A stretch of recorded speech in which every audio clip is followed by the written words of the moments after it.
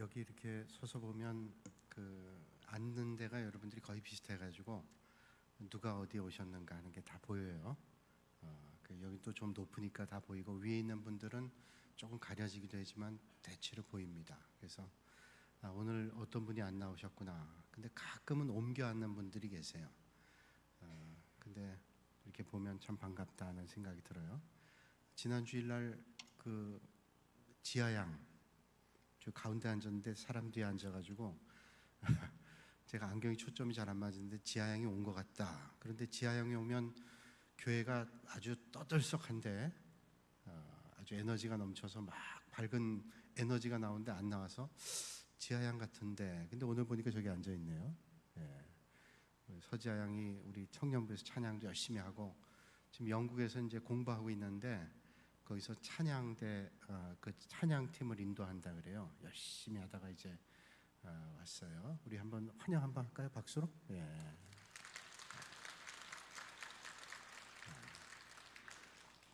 멀리서 오면 꼭 저한테 연락해야 됩니다. 밥 한 끼 먹고 가야지 그냥 가면 섭섭하죠. 우리 다시 한번 인사 나누죠. 축복합니다. 반갑습니다.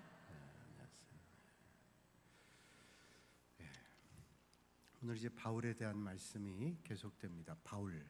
바울이 하나님의 말씀을 증거하고 복음을 전하고 그런 일들 하는데, 오늘 이제 베스도 총독 앞에서 특별히 아그리빠 왕이 이제 아그리빠 왕에게 베스도가 묻죠. 도대체 이 바울이라고 하는 사람이 어떤 죄를 저질렀습니까? 물론 그 기록에 의하면 어떤 죄를 저질렀다 하는 게 쭉 나오는데 직접 한번 신문하기를 원했습니다. 그리고 유대 지도자였던 유대 왕이었던 그냥 명목상의 왕이죠. 아그리빠 왕에게 묻게 되죠. 도대체 바울이 어떤 죄를 저질렀습니까?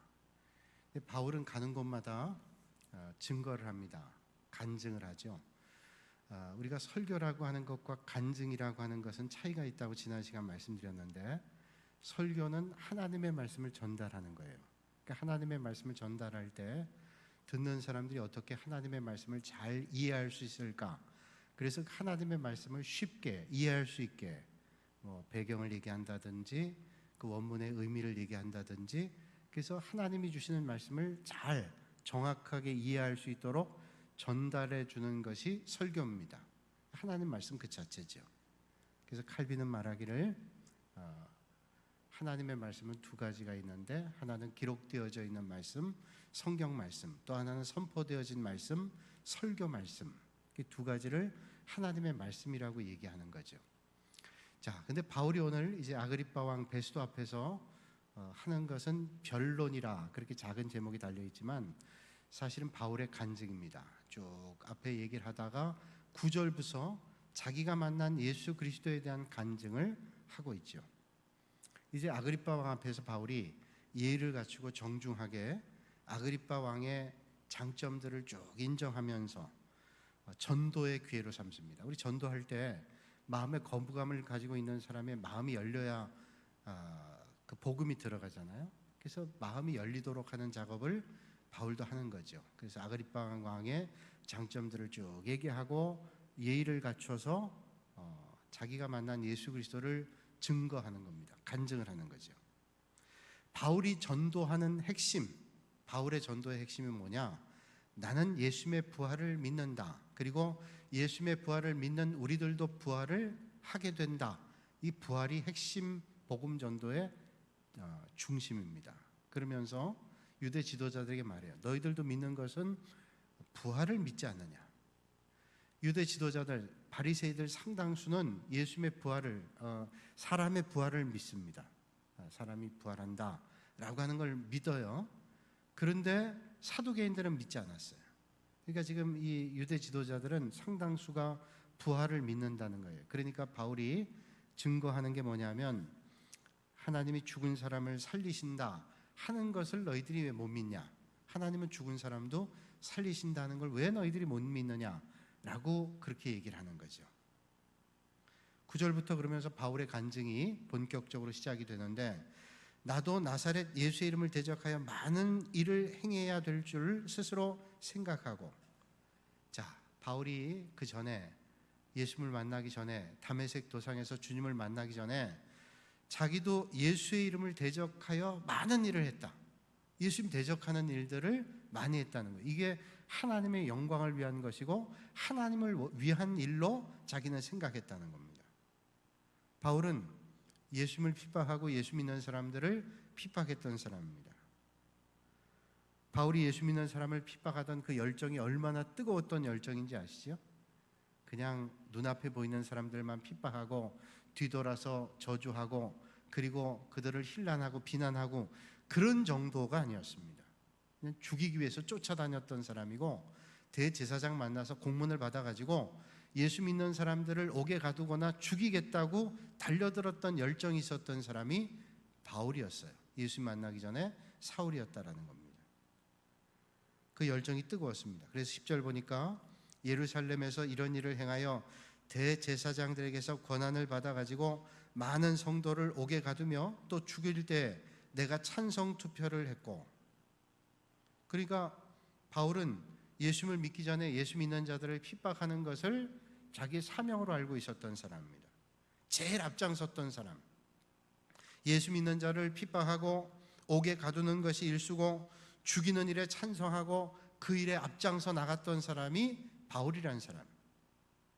그뿐 아니라 11절의 말씀 보니까 바울이 어떤 일을 했는가 하면 또 모든 회당에서 여러 번 형벌하여 강제로 모독하는 말을 하게 하고 그들에 대하여 심히 격분하여 외국 성에까지 가서 박해했고, 자, 여기 앞에 나와 있는 대로 모든 회당에서 여러 번 형벌하여 강제로 모독하는 말을 하겠다. 강제로 모독하는 말을 하겠다는 말은 배교적 언사를 주동했다는 거예요. 예수 믿는 사람들에게 배교하도록, 하나님을 모독하고 예수님을 모독하도록 그런 일들을 종용하는 일을 바울이 했다는 겁니다. 그리고 배교자가 되게 하기 위해서 그런 일들을 하고 배교하지 않는 사람들을 핍박하고 옥에 가두고 그런 일들에 앞장섰다는 거예요. 그러니까 예수 믿는 사람들의 핍박하려는 바울의 열정이 얼마나 컸으면 그 먼 길, 다른 지역까지 먼 길을 가서 몇 날을 가야 되는 길을 가서 예수 믿는 사람 핍박했어요. 여러분, 우리에게 열정이 있다는 건 참 좋습니다. 야, 저 사람 참 뜨거운 열정이 있어. 근데 그 열정보다 더 중요한 것은 방향이 올바른가 하는 게 더 중요해요. 잘못된 방향을 열정 가지고 가면요, 바울이 예수님 만나기 전에 사울과 똑같습니다. 사울은 그게 하나님의 영광을 위한 건 줄 알았어요. 예수 믿는 사람들 핍박하고 옥에 가두고 죽이고 저주하고 이런 것들이 하나님의 영광을 위한 걸로 알았어요. 그런데 다메섹 도상에서 그가 주님을 만나고 난 다음에 그의 열정이 얼마나 잘못됐는가 하는 것을 알게 됐다는 거예요. 여러분, 뜨거운 열정 갖되 올바른 방향의 열정을 갖기를 주님의 이름으로 축원합니다. 문제가 많은 건 뭐냐면 열정은 있는데 잘못된 방향이에요. 잘못된 방향. 이게 올바른 방향으로 열정을 가지면 그 열정이 얼마나 그게 하나님 나라를 위해서 유익해요. 근데 잘못된 열정을 가지고 그 열정을 잘못된 방향으로 나가게 되면 이게 하나님의 영광을 가릴 뿐만 아니라 하나님의 나라에 얼마나 손실을 가져오게 하는지를 몰라요. 잘하는 사람도 열정이 필요하지만 잘못된 사람도 열정 때문에 그 잘못들이 더 커지게 되는 거죠. 여러분, 이단을 섬기고 우상을 숭배하고 또 여러 가지 잘못된 신앙의 길에 있던 사람들이 이게 열정이 없으면 별 표가 안 납니다. 그냥 자기도 그냥 흐릿하게 믿음 생활 하는데 이게 잘못된 열정이 거기에 들어가게 되면, 잘못된 방향의 열정을 가지게 되면 아주 잘못돼요. 아주 극심하게 잘못됩니다. 자기도 망하고 다른 사람도 망하게 하는 거예요. 운동 경기에 승리하는 많은 선수들이 항상 그 시간, 때 이런 걸 중요하게 여겨요. 그래서 야구를 제가 좋아하는데 야구할 때 보면 투수가 공을 던지면 이 공을 맞출 때 이게 타이밍을 잘 맞춰야 돼요. 자, 그래서 타이밍을 못 맞추면 공을 못 맞춥니다. 투수가 공을 빠르게 던질 때도 있고 아주 천천히 던질 때도 있고 변화구를 던질 때도 있어요. 마음속에 타자는 딱 작정하고 있다가 만약에 강속구를 던진다, 150km 시속 150km 이상의 공을 던진다 그러면 마음의 준비를 하고 있어야 공이 올 때 반사적으로 공을 치게 되는 겁니다. 근데 그렇게 강속구를 던질 줄 알았는데 아주 천천히 던지는 변화구를 던지면 이게 벌써 마음속엔 강속구인 줄 알고 몸을 준비하고 있기 때문에 타이밍 맞추기가 상당히 힘들어요. 투수는 타자를 공략하기 위해서 강속구를 던지기도 하고 변화구를 던지기도 하죠. 그래서 그걸 잘 맞추는 타이밍이 운동선수, 야구선수에게는 아주 중요합니다. 타이밍이라는 게 중요해요. 그래서 공이 너무 빠르면 치는 배트가 늦게 가면 공의 배트가 밀리기 때문에 공을 치면 항상 이쪽으로 날아가죠. 공이 딱 날아오면 공이 더 빠르면 맞히긴 맞춰도 공이 이쪽 오른쪽으로, 여러분 볼 때 왼쪽으로 저쪽 공이 던지면 이쪽으로 날아가기만 해요. 근데 공을 던질 때 배트가 공보다 빠르면 이쪽으로 날아가요. 내가 타이밍을 잘 맞추면 자기가 마음대로 공략할 수 있어요. 그리고 이쪽으로 나가는 거는 밀어친다 그러고 이쪽으로 나가게 되는 건 당겨친다 그러죠. 그래서 그 공을 충분히 구질을 알고 그걸 자기가 컨트롤할 수 있으면 타자도 얼마든지 밀어치고 당겨치면서 그렇게 공략할 수 있어요. 그러니까 잘하는 선수는 타이밍을 잘 맞추는 겁니다. 타이밍 맞추는 것과 마찬가지로 또 중요한 건 뭐냐면 방향을 어느 쪽으로 가느냐, 이게 중요한 거예요. 수비하지 않는 곳에 공을 맞춰 치게 되면 그게 히트가 나오죠. 안타가 나옵니다. 또 멀리 치면 홈런이 나오게 돼요. 그러니까 이 타이밍과 방향은 아주 중요한 거예요. 축구 선수가 볼을 찰 때 아주 그냥 세게 볼을 차서 그 골대 안으로 밀어 넣는데 아무리 세게 차도 골키퍼가 공을 잡을 수 있는 곳에 차면 절대로 골인을 넣을 수 없어요.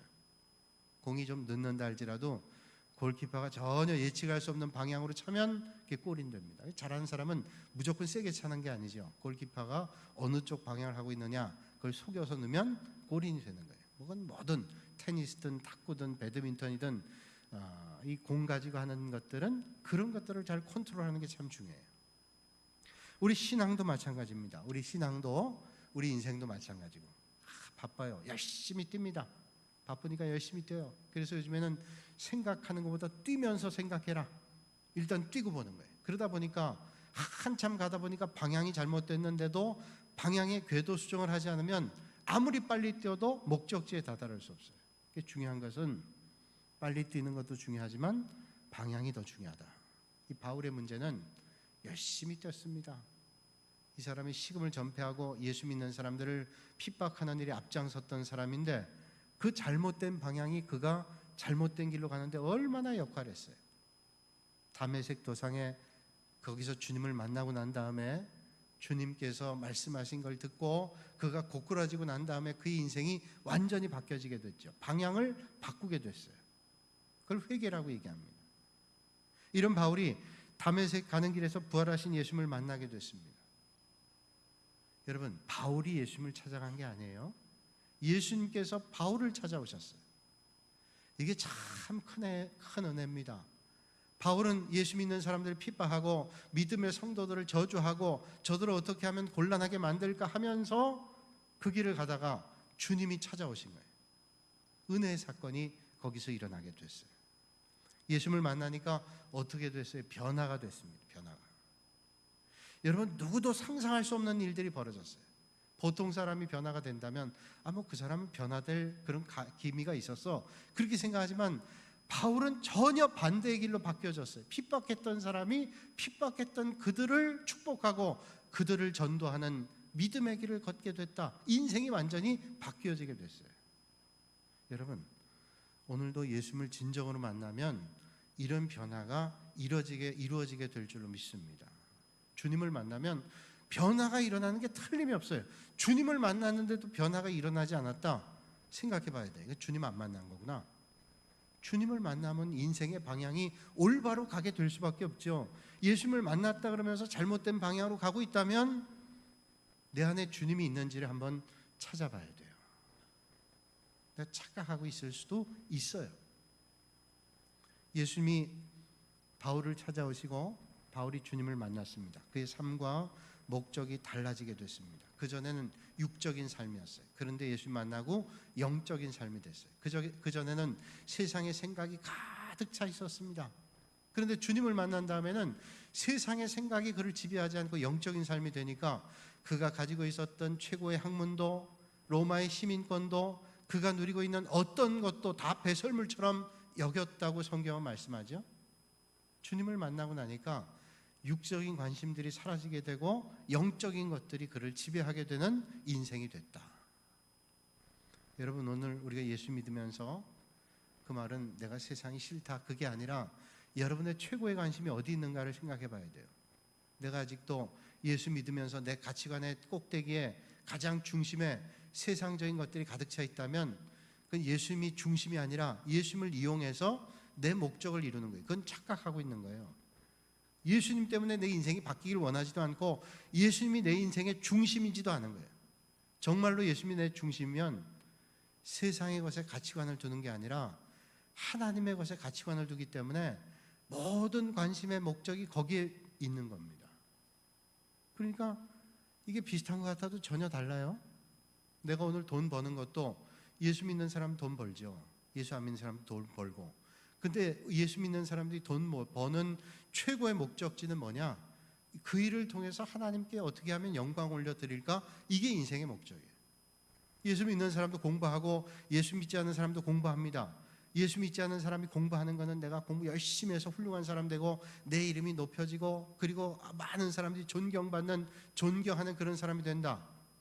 예수 믿는 사람도 그렇게 돼요. 그런데 우리는 거기에 목적이 있질 않아요.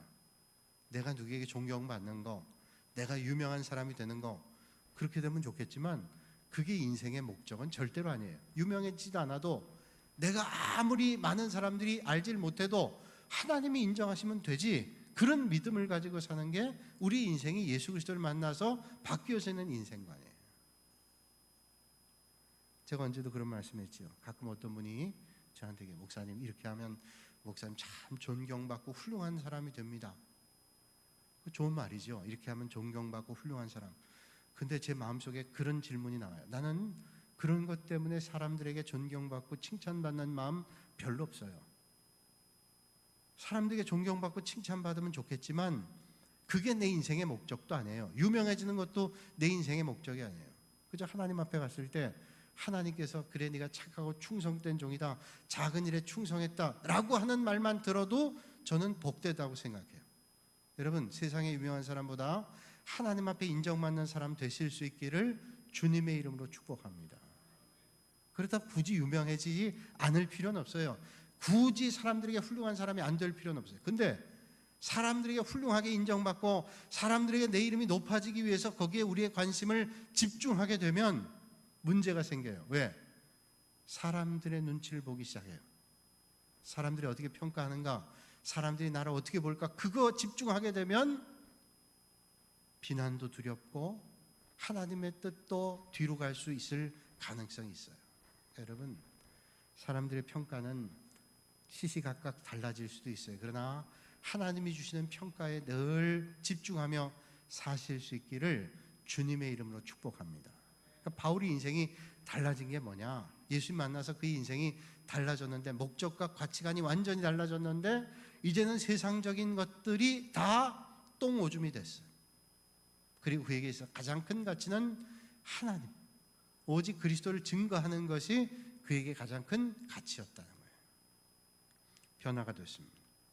여러분, 오늘도 예수 그리스도를 믿는 믿음이 여러분들의 삶을 변화시키게 해 주실 줄로 믿습니다. 이 말을 우리가 착각하면 안 돼요. 또 그러면 어떤 분들 생각하기에 그러면 예수 믿는 사람 유명해질 필요도 없고 훌륭해질 필요도 없고, 그런 얘기하는 게 아니잖아요. 거기에 가치가 있는 게 아니라 하나님이 우리를 평가하는 믿음의 자리가 중요하다라는 것을 말씀드리는 거죠. 그러니까 가장 중요한 건 주님 만나는 거예요. 주님 만나면 틀림없이 변화가 된다. 왜? 주님 만나면 변화가 될 수밖에 없어요. 주님을 만나면 변화가 돼요. 미국의 어떤 교육청 기관에서 실험을 했다 그래요. 한 몇 주 동안, 한 12주인가 18주인가, 오래된 얘기라 기억이 잘 안 나는데 학생들을 그 교육청에서 어떤 지역을 구분해가지고 4샘플로 나눠가지고 음식을 공급하는데, 학교에서 점심때만 음식을 공급할 때 한 그룹에는 패스트푸드만 12주나 18주를 주고, 또 한쪽에서는 음식을 좀 잘 준비한 것들, 그러니까 보통 정크푸드라 그러지 않는 패스트푸드 아닌 것들을 잘 준비해주고, 그 4개를 나눠가지고 4그룹을 따로따로 음식을 줬어요. 근데 그 실험을 다 하고 난 다음에 결과를 보니까 소위 말하는 그 패스트푸드 이런 걸 먹은 그룹은 모든 기능들, 건강도 기능이 떨어지고 지적인 기능도 떨어지고 성품도 달라졌대요. 고작 12주에서 18주밖에 안 했는데 이게 극명하게 차이가 나더라는 거예요. 근데 제대로 된 음식을 먹인 그룹은 이게 효과가 있더래요. 이게 아주 표가 날 정도로 효과가 다르다는 거예요. 그 교육은 결국 뭐냐냐, 먹는 게 상당히 중요하다. 여러분, 사람이 몸속에 들어가는 먹는 게 사람의 성품도 만들고 그 사람의 지적 수준도 만들어내고 그렇게 한다는데, 먹는 게 그 정도 영향이 있다면 여러분, 우리의 심령 안에 들어가는 말씀이, 우리 심령 안에 들어가는 어떤 중요한 메시지가 우리 인생에 얼마나 중요한 가치를 주겠어요. 여러분, 하나님의 말씀을 배우고 하나님의 말씀을 읽고 하나님의 말씀을 듣고 이게 얼마나 중요한 일인지 몰라요. 새벽에 그런 말씀 드렸어요. 하나님의 말씀을 날마다 듣고 하나님의 말씀을 배우고 하나님의 말씀을 읽고 그렇게 하는 사람과 일주일에 한 번 나와 예배 드리는 사람과 전혀 믿음 생활 안 하는 사람과 삶의 질이 달라지지 않겠어요? 틀림없어요. 여러분, 이제 2017년 거의 다 갔지만 이제 한 달 동안도, 그리고 2018년 맞이할 때 하나님의 말씀을 잘 배우고 익혀서 여러분의 삶의 중심에 하나님의 말씀이 가득 찰 수 있기를 주님의 이름으로 축원합니다. 음식이 그런 영향을 주는데 하나님의 말씀이 내 안에 들어가면 왜 영향이 안 되겠어요? 이렇게 얘기하는 분이 있어요. 야, 그래도 뭐 별거 없더라. 여러분, 그래도 그렇게 먹고 배웠기 때문에 그만한 거예요. 그것도 안 했으면 어떻게 할 뻔했어요.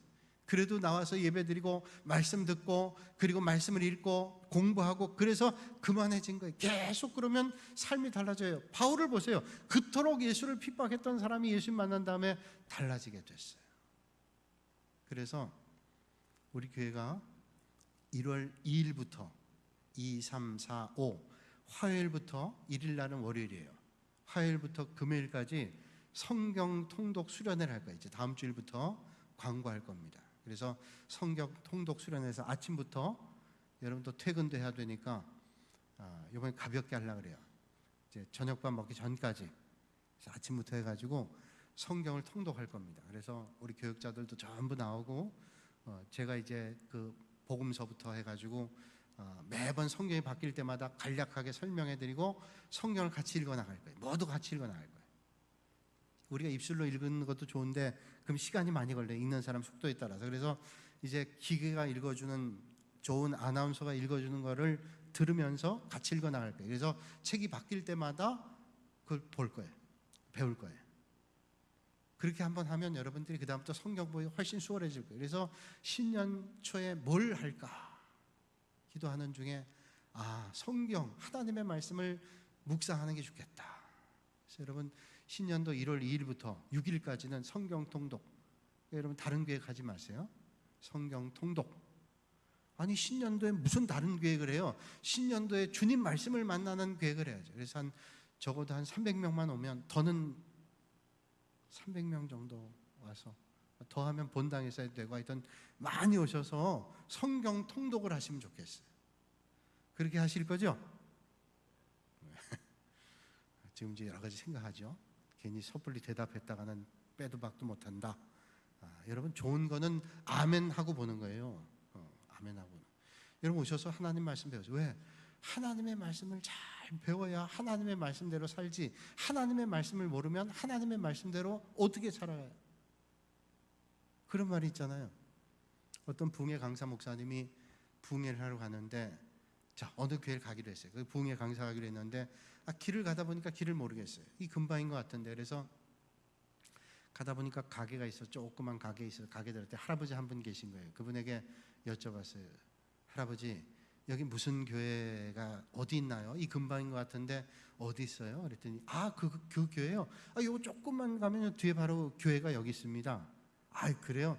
감사합니다. 그러면서 이제 그 할아버지의 그런 말씀, 교회 다니세요? 교회 안 다니는데. 그러면 오늘 제가 거기서 말씀을 전하는데요, 천국 가는 방법을 알려드릴 거예요. 그러니까 할아버지도 바쁘시지만 저녁 때 오셔서 하나님 말씀 들으시면 좋겠어요. 그랬더니 할아버지가 뭐 지체하지 않고 이런 말씀 하시더래요. 아니 교회도 못 찾아가는 분이 천국 가는 길은 어떻게 알아? 그 말이 일리는 있으나 맞는 말은 아니죠. 천국 가는 길이 어디 있어요? 하나님의 말씀에 있어요. 여러분 오늘 이 세상에 살면서 올바른 길 가는 방법이 어디 있어요? 세상에 여러 가지 지혜로운 사람의 말도 있고 이런저런 경험을 한 사람의 얘기도 있어요. 그러나 가장 정확한 말씀은 하나님의 말씀에 있는 줄로 믿으시기 바랍니다. 하나님의 말씀으로 시작한다는 건 너무 복된 일이에요. 그래서 욕심을 다 부리면 신구약을 다 하려면 1월 2일부터 6일까지는 도저히 불가능해요. 제가 보니까. 그러면 그냥 수박 겉 핥다가 말 것 같아서 이번에는 신약 성경만 집중적으로 읽을 거예요. 그래서 그 부분에 대해서 함께 공부도 하고 성경도 읽고 그리고 이제 뭐 여름 방학 때든지 아니면 겨울이든지 구약은 또 조금 더 길게. 제가 예전에 있던 교회에서는 성경 통독을 하면 보통 월요일부터 토요일까지 가서 아침부터 저녁까지 해요. 그렇게 하면 신구약 다 읽을 수 있어요. 밥도 3끼 다 먹고 한 끼만 먹어요. 왜? 3끼 다 먹고는 못해요. 하나님 말씀 먹으면 되는 거지. 그래서 그렇게 하면 신구약을 다 읽을 수는 있어요. 근데 처음부터 그렇게 하면 여러분들이 야 성경이 있는 게 너무 힘들구나 그러실 것 같아서 이번에 신약만 읽어요. 그러니까 여러분 마음속에 작정하고 기도하면서 이번 주일부터 강구하는 건데 수요일 나온 분들만 제가 특별히 서비스해 드리는 거예요. 그래서 여러분들이 마음에 작정하시고 하나님의 말씀을 먼저 다른 게 들어가기 전에 채워놓는다면 얼마나 좋겠어요. 제가 서울에서 목회할 때 담임 목사님께서 그런 말씀하시더라고요. 그때 목사님께서 한 50대 중반 제 또래 됐네요. 그때 목사님 그런 얘기 하시더라고요. 목사님 눈 밝을 때 책 많이 봐야 돼요. 그때 제가 목사님 뭐 눈 밝을 때 눈 어두우면 안경 쓰면 되지 그런 생각했는데요. 그 말을 제가 몇 번이고 다시 한번 떠올려봐요. 눈 밝을 때 여러분 책 보셔야 돼요. 눈 밝을 때 책 보는데 어떤 책을 많이 보셔야 돼요? 하나님의 말씀을 많이 보셔야 돼요. 눈 밝을 때. 그럼 난 이제 눈 어두워졌으니까 필요 없다. 눈 밝을 때 볼 수 없으면 귀 밝을 때 들으세요. 들으셔야 돼요. 그래서 하나님 말씀을 거기 이제 읽어주니까 쫙 들어놓으면 여러분 하나님의 말씀을 한 번 읽을 때, 2번 읽을 때, 3번 읽을 때 느낌이 달라요. 야, 이 말씀이 여기 있었구나 발견하게 돼요.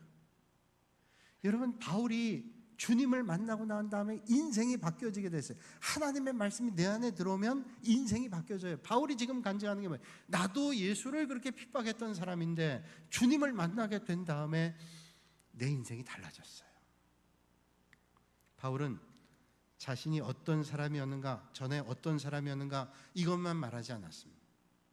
내가 예전에 어떤 사람이었는데 바뀌게 됐어요. 뭐 때문에?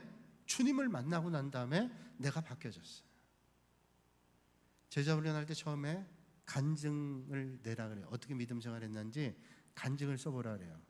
처음에 이제 나름대로 써오지만 간증을 하는 방법이 있어요. 뭐냐면 내가 예수 믿기 전, 예수 믿을 때, 예수 믿고 난 다음에 달라진 거, 이게 간증이에요. 내가 예수 믿기 전에는 내 인생의 가치관이 이랬습니다. 삶이 이랬습니다. 삶의 자래가 이랬습니다. 그런데 예수 믿고 난 다음에 내 삶이 바뀌었습니다.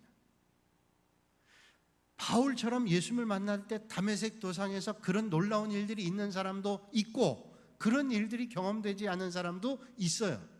그러니까 그건 쓰든 안 쓰든 상관이 없는데 예수 만난 다음에 인생이 만나기 전과 만나고 난 다음에 인생이 달라져요. 틀림없어요. 겉모습이 달라질 수도 있고 달라지지 않을 수도 있어요. 그러나 그 인생의 가치관은 틀림없이 달라져요. 왜? 옛날에는 내가 주님 중심의 삶을 살지 않고 말씀 중심의 삶을 살지 않았는데 주님 만나고 나서 변화가 되는 건 당연한 거 아니에요? 그래서 변화라는 게 중요해요. 영국의 줄리안 모리스라고 하는 사람인데 이 사람이 어려서 부모를 잃었어요. 그래서 고아원에 살았는데 고아원에 살다가 이제 나이가 차니까 고아원을 나가야 됐어요. 고아원 나가서 거지 생활했습니다. 거린의 삶을 살았어요. 그런데 거린의 삶을 살다가 어느 날 자기를 찾아온 사람을 만났는데 그 사람이 뜻밖의 소식을 알려주는 거예요. 당신의 부모가 있었는데 그 부모는 엄청난 부자였다. 그리고 그 부모가 당신을 위해서 잃어버린 아들 그 하나였는데, 줄리안 모리스, 그 아들을 찾게 되면 그 아들에게 유산을 좀 전달해달라. 그 사람에게 후견인의 역할을 주면서 그걸 부탁을 했어요. 이 사람이 찾아다니다가 결국은 줄리안 모리스를 찾았어요. 당신에게 모든 재산이 상속되게 됐습니다. 하루아침에 거지에서 부자가 됐어요. 매일 정말로 산의 진미의 음식을 먹습니다. 넓은 궁전 같은 집에서 삶을 삽니다. 귀중한 것들이 널려 있습니다. 너무 좋은 잠자리에서 잠을 잡니다. 날마다 연회를 베풀어도 돈이 줄질 않습니다. 정말 세상적으로 얘기하면 이루 말할 수 없는 값진 것들을 누리며 살아갔어요. 그런데 1년 뒤에 그 일들을 전했던 후견인이 찾아갔는데 모리스가 다시 거지 생활하고 있는 거예요. 아니 1년 만에 그 모든 재산을 탕진하고 거지가 됐어요? 물었어요. 아니 당신은 그 많던 재산을 어떻게 했냐고. 모리스가 이런 말을 했다 그래요. 좋은 음식도 일주일만 먹으면 질립니다. 좋은 옷은 불편할 뿐입니다. 좋은 집이 있다고 잠이 잘 오는 것도 아니고 여행을 떠난다고 새로운 세상이 나타나는 것도 아니더라고요. 제가 살다 보니까 제일 좋은 게 거지 생활이었습니다. 이게 거지가 됐어요. 여러분, 사람이 바뀌지 않으면요, 아무리 환경이 바뀌어도 거지로 돌아가요. 저도 텔레비전에 봤어요. 세상에 이런 일이 봤는데요, 어떤 기관에서 길에서 노숙한 사람 데려다가 추우니까 따뜻한데 잠을 재우고 씻기고 좋은 옷 입히고 그랬는데 이분들이 방에서 잠을 못 자요. 왜냐하면 답답해서 못 잔대요. 온 천하가 자기 잠자리였는데 쬐끄만 방에서 어떻게 자냐고 신문지 들고 밖으로 나가더라고요. 사람이 안 바뀌면요, 환경이 바뀌어도 바뀔 수가 없어요. 사람이 바뀌지 않고는 환경이 바뀌어도 바뀌지 않아요. 여러분, 돼지에게 아무리 좋은 분양받은 아파트를 주고 좋은 가구를 갖다 넣는다 할지라도 돼지는 불편합니다. 또 그러나 반대로 깔끔한 사람이 돼지우리 같은 곳에 산다 할지라도 깔끔한 사람은요, 돼지우리를 깔끔한 곳으로 만들 거예요. 틀림없어요. 그 삶이 어떤 삶이냐에 따라서 삶의 질이 달라지게 돼요. 하물며 주님이 내 안에, 내가 주님 안에 있다면 삶이 바뀌어지지 않겠어요? 바울은 주님 만난 다음에 그런 변화된 삶을 살았어요. 바울이 그런 변화된 삶을 말씀해 주고 있어요. 사랑하는 여러분, 오늘도 여러분 안에 있는 주님이 여러분의 삶을 주관하셔서 여러분의 삶이 변화될 뿐 아니라 여러분이 가는 곳마다 세상이 변화가 되는 역사가 있기를 주님의 이름으로 축원합니다. 나는 약하고 부족하지만 주님이 내 안에 있어요. 내 안에 주님이 있으면 삶이 바뀌고 인생이 달라지게 되고 가는 곳마다 변화의 역사가 일어나게 돼요. 바울은 지금 베스도 앞에서, 아그리빠 왕 앞에서 자기가 바뀌어지게 된, 이렇게 바뀔 수가 있냐, 그렇게 예수를 핍박했던 사람이 이렇게 바뀔 수 있느냐 하는 것을 간증했어요. 여러분, 오늘 여러분들 가는 곳마다 내 인생을 이렇게 바꿔주신 분이 주님입니다 간증하셔서 만나는 사람들에게 그리스도가 증거되는 축복이 있기를 주님의 이름으로 축원합니다. 거룩하신 아버지 하나님, 오늘도 이 시간 저희를 불러주시고 하나님을 예배할 수 있도록 은혜 주시니 감사를 드립니다. 예수 그리스도를 만남으로 인생이 바뀌었던 바울을 통해서 오늘 우리도 이 세상에 나가 우리가 만난 예수 그리스도를 증거함으로 세상이 변화되는 역사가 있게 하여 주시옵소서. 예수님의 이름으로 기도하옵나이다. 아멘.